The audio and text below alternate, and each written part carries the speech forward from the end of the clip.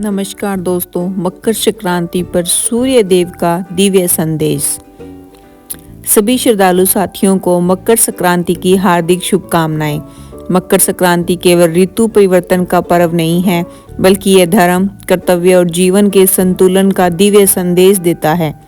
यह वह पावन दिन है जब सूर्य देव उत्तरायण होते हैं और मानव जीवन में प्रकाश, ऊर्जा और विवेक का संचार करते हैं। शास्त्रों में इस दिन दान, स्नान, पूजा और कथा का विशेष महत्व बताया गया है। प्रिय साथियों, सूर्यदेव की कृपा प्राप्त करने हेतु कमेंट में जय सूर्यदेव अवश्य लिखें और कथा को अंत तक श्रद्धा से सुनें। आज की कथा हमें यह सिखाती है कि सच्ची भक्ति मंदिरों से पहले घर के आंगन में होती है। बहुत समय पहले की बात है, एक समृद्ध और शांत राज्य था जिसका नाम था सूर्यपुर। यह राज्य अपनी हरियाली, सुव्यवस्थित जीवन और धर्मनिष्ठ प्रजा के लिए प्रसिद्ध था। यहाँ के लोग सरल थे, सत्यनिष्ठ थे और अपने कर्तव्यों को धर्म मानकर निभाते थे। सूर्यपुर के राजा थे महाराज विक्रमसेन। वे एक पराक्रमी, न्यायप्रिय और दयालु शासक थे। प्रजा उन्हें पिता समान मानती थी। राज्य में कहीं भी अन्याय नहीं होता था और राजा स्वयं हर निर्णय में धर्म को सर्वोपरि रखते थे। महाराज विक्रमसेन भगवान सूर्य के अनन्य भक्त थे। उनका दिन सूर्योदय से पहले आरंभ होता। वे स्नान कर सूर्यदेव को अर्घ दिए बिना कभी भोजन ग्रहण नहीं करते थे। राज्य में उन्होंने अनेक सूर्य मंदिर बनवाए थे, जिनके स्वर्ण कलश सूर्य किरणों से चमकते रहते थे। उनकी भक्ति निष्कलंक थी, परंतु उनकी भक्ति में एक ऐसी कमी थी जिसे वे स्वयं भी नहीं पहचान पाए थे। राजमहल के विशाल वैभव के बीच एक शांत कोने में एक वृद्ध नारी जीवन की संध्या जी रही थी। वह थी राजा की जन्मदात्री माता रानी मां सुनैना। जिन हाथों ने राजा को चलना सिखाया, जिन आंखों ने उसकी हर पीड़ा में रातें जागकर काटी, जिन आंचल में उसने बचपन बिताया, आज वही माँ एक छोटे से कक्ष में अकेली रह जाती थी। राजा बुरे नहीं थे, वे क्रूर नहीं थे, परंतु अहंकार की महीन परत ने उन्हें यह सोचने पर मजबूर कर दिया था कि माँ की सेवा के लिए सेवक है, दासियां हैं। माँ का हृदय शिकायत करना नहीं जानता, वह तो केवल प्रतीक्षा करना जानता है।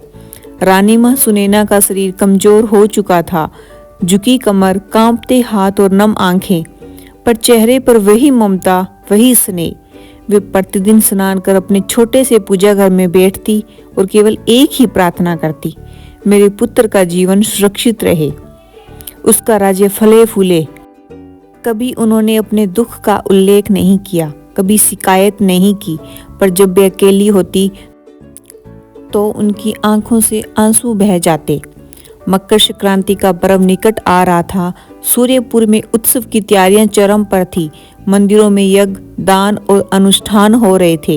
राजा स्वयं विशाल यज्ञ की व्यवस्था में व्यस्त थे, पर माँ के लिए यह दिन भी अन्य दिनों जैसा ही था।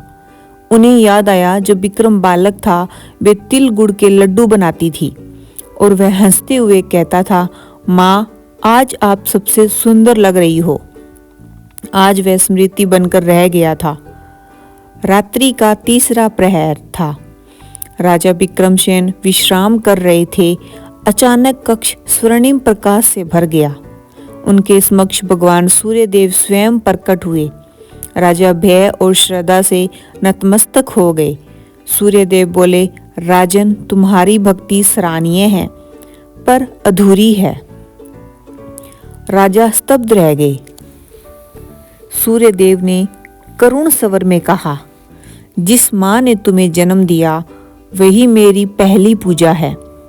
माँ की उपेक्षा कर तुम मुझे कैसे पा सकते हो? राजा की आंखें खुल गई। उन्हें अपनी भूल का भान हुआ। वे दौड़ते हुए माँ के कक्ष पहुंचे। द्वार पर दस्तक दी। माँ, मैं विक्रम। माँ ने द्वार खोला। राजा उनके चरणों में गिर पड़े। मुझे क्षमा कर दो माँ। माँ ने पुत्र को उठाया, उसके सिर पर हाथ रखा।